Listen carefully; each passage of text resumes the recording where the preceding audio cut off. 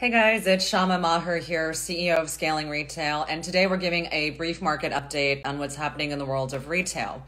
Now, it's obviously been a crazy time considering that we're still dealing with the pandemic, we're still dealing with a lot of COVID outbreaks, and that is going to start to see a lot of fluctuations as we're looking at how markets are responding and certainly how retail is responding. One of the things that I find to be the most interesting is that a lot of direct-to-consumer brands have been shutting down most of their brick and mortar stores. Have been shutting down their brick and mortar stores and reinvesting a lot of resources into digital marketing and those kinds of campaigns. Companies who've introduced products along the lines of PPE and masks are actually seeing quite a bit of resurgence in terms of how business is doing, because companies like Facebook have done a really good job now of being able to allow for these companies to do advertising. So that's been really exciting. As we're starting to take a look at the retail forecasting and the retail future, what I think is going to be quite promising is that we're seeing a lot of these digital fashion shows. We're seeing a lot of digital engagement in terms of how to do purchasing online.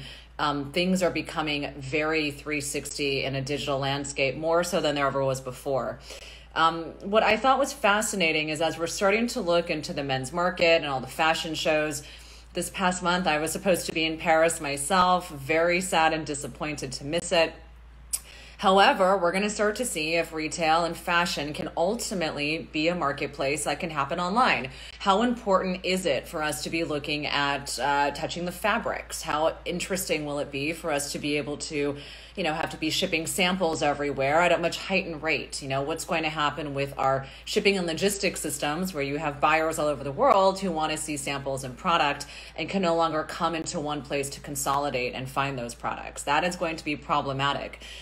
In the last few months, there's been a huge defunding of USPS. We've seen a lot of, shipments that have been misallocated, lost. Retail companies are losing quite a bit of money with lost packages. And so my biggest concern is that we actually find ourselves needing a much better shipping and logistics infrastructure, but we're unable to actually provide that, right? If USPS is being defunded, how are we actually going to be making sure that this new shipping landscape, if you will, that we're working in is actually going to be well considered and it's going to do well for us? So things are going digital. People still need to find product. They still need to be able to touch and feel samples. Getting an invitation to a digital fashion show, is that as exciting as getting an invitation to a real fashion show? No. Will that digital experience translate the same thing? No. Will they take their dollars maybe from a runway and put that into AI or put that into new interactive ways of selling product? Hopefully. So hopefully what we don't see is a transference of the runway online, but possibly the ability to introduce new technologies and have things be a bit more interactive and have things be a bit more interesting in terms of leveraging technology, digital. So that's where I hope to see things shift and change. We've been hearing about companies like Off Price Trade Show and a lot of other trade shows going digital.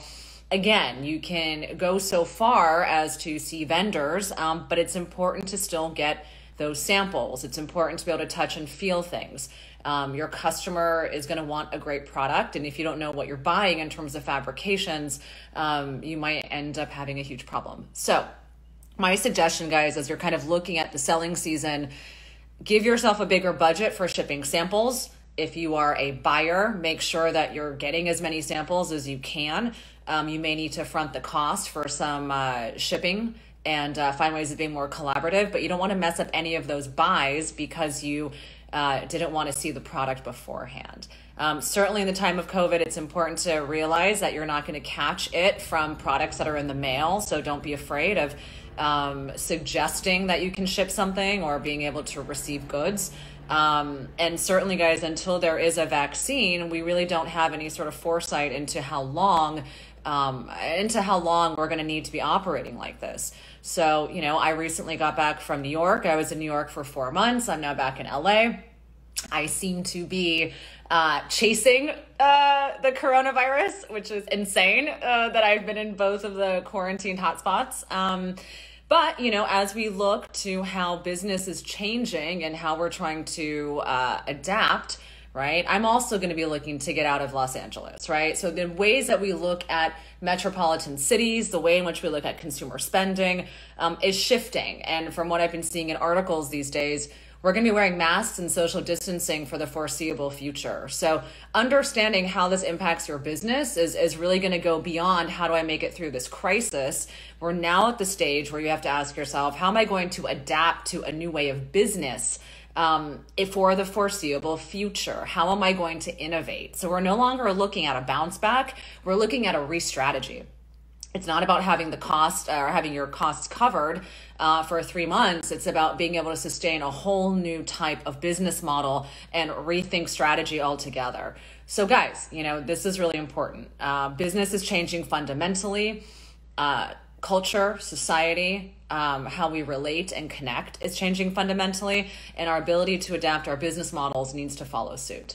So it's been really interesting. The clients we've been working with are taking on new approaches to how they're innovating, how they're getting in front of the customer, new ways of engagement, new ways of showing up in the world. And I think that each of you should be thinking about how you can engage your consumers.